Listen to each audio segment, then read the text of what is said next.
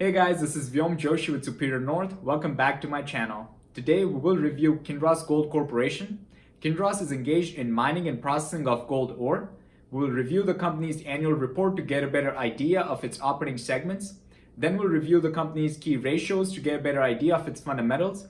We'll calculate the company's intrinsic value by performing a discounted free cash flow DCF analysis. And finally, do an expected rate of return calculation to see if we were to invest in Kinross at the current stock price, what kind of return can we expect on this investment? So let's dive in and review Kinross. Hey guys, let's start off by looking at Kinross Gold's 2020 annual report. On page 10 of the report, the company provides a business overview. It states that Kinross is engaged in gold mining and related activities, including exploration and acquisition of gold-bearing properties, the extraction and processing of gold-containing ore, and reclamation of gold mining properties. Kinross carries out its gold production and exploration activities primarily in Canada, United States, Russian Federation, Brazil, Chile, Ghana, and Mauritania. Next, the company talks about how its profitability and operating cash flow is affected by various factors such as amount of gold and silver produced, market prices of gold and silver, operating costs, interest rates, regulatory and environmental compliance, the level of exploration activity and capital expenditures, general and administrative costs, and other discretionary costs and activities. Kinross is also exposed to fluctuations in currency exchange rate, political risk, and varying levels of taxation that could impact the profitability and company's cash flow. So all of these factors, based on if they're favorable or unfavorable, could act either as a headwind or tailwind for the company's cash flow. Additionally, the company talks about how the volatility in the prices of gold and silver impacts the company's revenue, and how on the other hand, the volatility in the prices of input costs such as currency exchange rate impacts the company's operating costs and capital expenditures. After that, the company provides a segment profile where Kinross says that each of the company's significant operating mines is generally considered to be a separate segment. In the table below, the company lists out its 7 operating segments. And out of those 7 operating mines, 3 of the mines are located in the United States, 1 in Brazil, 1 in Russia, and 2 in Africa. Finally, let's look at the operating income across each operating segment. And on page 25 of the report, the company provides us that information. We can see that majority of the company's operating income comes from its mines outside of the United States. In fact, the mine in Mauritania brings in more than a quarter of the company's total operating income. Now that we have a brief overview of the company's business model and its operating segments, let's review the company's fundamentals by focusing on its key ratios. Hey guys, now let's look at Kinross Gold's key ratios. I'm on Morningstar looking at Kinross Gold. Under key ratios, we have the financials. The first item on the list is the revenue. The revenue is the top line of the income statement. This is the amount of money that the company made from its sales. Back in 2011, the company's revenue was about $3.9 billion, and for the year 2020, it was about $4.2 billion. Over the past 10 years, the company's revenue has stayed fairly stable. We did see an increase in the year 2020. This was primarily because of the spike in the gold prices. Next, looking at the operating income. The operating income is the amount of money that's left with the company once it has paid for the cost of goods and operating expenses. In the year 2011, the company's operating income was negative. It was negative all the way through 2015, and ever since then, the company has been reporting positive operating income. For the year 2020, the company's operating income was $1.8 billion. Next, looking at the net income. The net income is the bottom line of the income statement. This is the amount of money that's left with the company once it has paid for the cost of goods, operating expenses, non-operating expenses, interest on its debt obligations, and taxes. Back in 2011, the company's net income was negative. In other words, it reported a loss in the year 2011, and it reported a loss all the way through 2016. In the year 2017, its net income was $445 million, and for the year 2020, it was $1.3 billion. Next, by glancing over the company's gross margin and operating margin trend over the past 10 years, we can see that the company is getting better at controlling and managing its costs. After that, looking at dividends per share, we can see that Kinross is not regular at paying its dividends, which makes sense because if the company is losing money, in other words, if it's not profitable, there's no point in paying shareholders any dividends. Next, looking at shares outstanding. Back in 2011, the company had 1,136 million shares outstanding, and for the trailing 12 months, it had 1,269 million shares outstanding.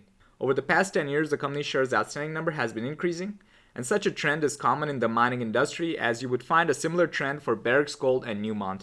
When a company issues more shares, it is doing equity financing. In other words, it is making its equity portion of its balance sheet to be a bigger number, and in doing so, its debt to equity ratio number is becoming better. Next, looking at the book value per share. The book value is what we get when we subtract the company's total liabilities from its total assets. Back in 2011, the company's book value was about $13.27 per share, and for the trailing 12 months, it's at $5.31 per share. Kinross's book value per share has always been positive, which tells us that the company always had more assets than liabilities on its balance sheet. Finally, looking at the free cash flow. The free cash flow is what we get when we subtract the company's capital spending from the company's operating cash flow. Back in 2011, the company's free cash flow was at negative $234 million. In other words, the company's capital spending exceeded the company's operating cash flow. For the year 2020, the company's free cash flow is at $1,042 million. I will be using the past 10 years of free cash flow for my expected rate of return calculation, and I will be using the average of 2019 and 2020 free cash flow numbers for my discounted free cash flow DCF analysis. Now let's look at the profitability of the company, focusing on the net margin. The net margin is the ratio of the company's bottom line to its top line, so it compares the company's net income to its revenue. The company's net margin was negative from 2011 through 2016 because its net income was negative. Kinross's 2020 net margin is at 31.86%. What this means is every $100 that the company made in the year 2020, by the time it paid for its cost of goods, operating expenses, non-operating expenses, interest on its debt obligations, and taxes, it had $31.86 left as pure profit. Next, looking at return on equity. The return on equity compares the company's net income to its shareholders' equity. Warren Buffett prefers to only invest in securities that have a return on equity of 8% or greater every year for the past 10 years. Kinross's return on equity was negative from 2011 through 2016 because its net income was negative. For the year 2020, the company's return on equity is at 22.53%. Next, looking at the return on invested capital. This number gives an idea of how good the management is at allocating the company's capital and getting a return on that investment. For the year 2020, the company's return on invested capital is at 17.8%. Kinross's weighted average cost of capital, also known as the company's hurdle rate, is at 6.4%. And since the company's return on invested capital is much greater than the company's weighted average cost of capital, we can clearly say that the company's management is creating value for its shareholders. Finally, looking at the interest coverage. The interest coverage gives us an idea of how many times can the company pay off its interest obligations using its income in that calendar year. Benjamin Graham preferred to only invest in securities that had an interest coverage of 5 times or higher. For the year 2020, Kinross's interest coverage was at 21.07 times. Next, looking at the financial health and liquidity ratios. The first item on the list is the current ratio. The current ratio compares the company's current assets to its current liabilities. Ideally, we want the company's current ratio to be greater than 1.5. Back in 2011, the company's current ratio was at 3.92, and for the latest quarter, it's at 2.16. Next is the quick ratio. The quick ratio is similar to the current ratio except we disregard the inventory component. In other words, quick ratio is equal to current assets minus inventory divided by current liabilities. Ideally, we want the company's quick ratio to be greater than 1.0, as that tells us that the company does not have to rely on selling its inventory in order to fulfill its current liabilities. Back in 2011, the company's quick ratio was at 2.48, and for the latest quarter, it's at 1.12. Both the current and quick ratios tell us that the company has more than enough current assets to fulfill its current liabilities. After that, looking at the financial leverage. The financial leverage compares the company's total assets to its shareholders' equity. A high financial leverage ratio tells us that more of the company's assets are financed via liabilities. Back in 2011, the company's financial leverage was at 1.33, and for the latest quarter, it's at 1.61. Over the past 10 years, the company's financial leverage has stayed fairly stable. Finally, looking at the debt-to-equity ratio. This ratio compares the company's total debt to its shareholders' equity. Ideally, we want the company's debt-to-equity ratio to be less than 0.5. Back in 2011, the company's debt-to-equity was at 0.13, and for the latest quarter, it's at 0.22. All these financial health and liquidity ratios are comparable to Kinross's competitors such as Newmont and Barrick's Gold. Next, looking at the efficiency ratios. The first item on the list is the days sales outstanding. This number gives an idea of how many days go by from the day the company recognizes its sales to the day it actually receives cash for that service rendered. Back in 2011, the company's days sales outstanding was at 2.06 days, and for the year 2020, it's at 0.65 days. Ideally, we want the company's days sales outstanding number to be staying steady or decreasing. However, a spike up in the company's days sales outstanding number tells us that the company is being aggressive with its accounting. In other words, it is aggressively recognizing its revenue so that it can artificially inflate its income numbers on its income statement. Next, looking at the days inventory. This number gives an idea of how many days does Kinross's product sit in its inventory before it's sold. Back in 2011, the company's days inventory was at 61.16 days, and for the year 2020, it's at 202 days. Ideally, we want the company's days inventory number to be staying steady or decreasing. After that is the payables period. This number gives an idea of how many days does the company take to pay its suppliers. Back in 2011, Kinross took about 10.86 days to pay its suppliers, and for the year 2020, it took about 16.98 days to pay its suppliers. Ideally, we want the company's payables period to be staying steady or decreasing. An increasing payables period tells us that the company may be artificially trying to inflate its cash flow numbers by holding on to its cash. Finally, looking at the inventory turnover number, this number gives an idea of how many times does the company's inventory go through its system in a calendar year. Back in 2011, Kinross's inventory went through its system about 6 times, and for the year 2020, it went through its system about 2 times. Ideally, we want the company's inventory turnover to be staying steady or increasing. However, we can see that the company was much better at going through its inventory 10 years ago than it is right now. Now let's compare the company's current valuation to that of the S&P 500. The S&P 500 is the aggregate of the top 500 companies in the United States. The first item on the list is the price to earnings ratio. Kinross's price to earnings is at 7.5, whereas S&P 500 is at 19.1. Kinross's price to book is at 1.5, whereas S&P 500 is at 2.1. Kinross's price to sales is at 2.4, whereas S&P 500 is at 2.1. Kinross's price to cash flow is at 5.3, whereas S&P 500 is at 10.5. And finally, the dividend yield. Kinross has a dividend yield of 1.1%, and S&P 500 has a yield of 2.9%. On all these valuation metrics, other than the price to sales and the dividend yield, Kinross is undervalued when compared to the S&P 500. Hey guys, now let's look at Kinross's discounted free cash flow DCF analysis. Over here, I pasted the average of the 2019 and 2020 free cash flow numbers that I got from Morningstar, which is at $581 million. I'm assuming the annual growth rate of free cash flow to be 7%. What this means is for the first 7 years, I expect Kinross's free cash flow to grow at 7% every year. I'm using a discount rate of 10%. What this means is I expect this investment to give me a 10% return. I'm using a long-term growth rate of 3%. What this means is after the 10-year mark into perpetuity, I expect Kinross's free cash flow to grow at 3%. The company has 1,269 million shares outstanding and has a long-term debt of $1.424 billion. I got this number from the company's balance sheet. After taking all of these inputs into account, we get the intrinsic value to be about $7.79 per share.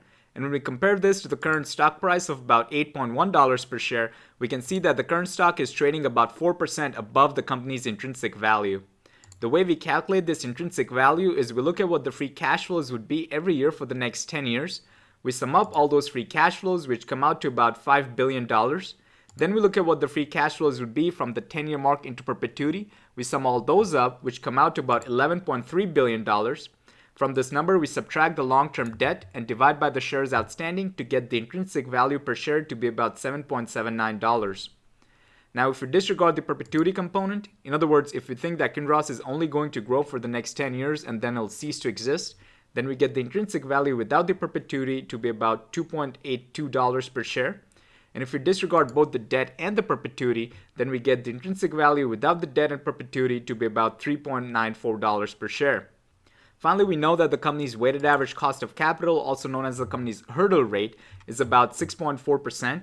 And if we add a 3% margin of safety on top of that and make our discount rate 9.4%, then our intrinsic value comes out to about $8.71 per share. And in this case, the company's current stock price is trading about 7% below the company's intrinsic value. Hey guys, now let's look at Kinross's expected rate of return calculation. Over here, I pasted the past 10 years of free cash flows that I got from Morningstar. All the numbers here are in millions of US dollars. This is the yearly free cash flow trend that we get over the years. We can clearly see the cyclicality in the free cash flows and the spike in the free cash flow in the year 2020, primarily because of the increase in the gold prices. Next, looking at the future data and predictions, I'm assuming that there's a 25% likelihood that the company's free cash flow will grow at 4%. There's a 50% likelihood that its free cash flow will grow at 2%, and a 25% likelihood that its free cash flow will decline at 15%. These are the potential free cash flow arrays that we get into the future. And after taking into account the numbers of shares outstanding, which is 1,269 million shares, at the current stock price of about $8.1 per share, we can expect to get an annual return of about 9% on this investment. What this means is if you were to purchase a share of Kinross at the current stock price of about $8.1 per share and hold the security through 2060, then we can expect to get an annual return of about 9% on this investment. Hey guys, now let's wrap it all up. Reviewed the company's annual report and saw how the company has 7 significant mines, and majority of the company's revenue comes from its mines located outside of the United States. We saw that the company's revenue over the past 10 years has stayed fairly stable. Its operating income was negative all the way up until 2015, and its net income was negative all the way up to 2016. Kinross sporadically pays out any dividends, which are dependent on the profits that the company makes in the calendar year. Kinross's shares outstanding numbers have been increasing over the past 10 years. In other words, the company has been issuing more shares, which is fairly common for a miner, as this issuance actually helps increase the company's equity, which helps finance the company's growth. The company's return on equity has been greater than 8% for the year 2019 and 2020.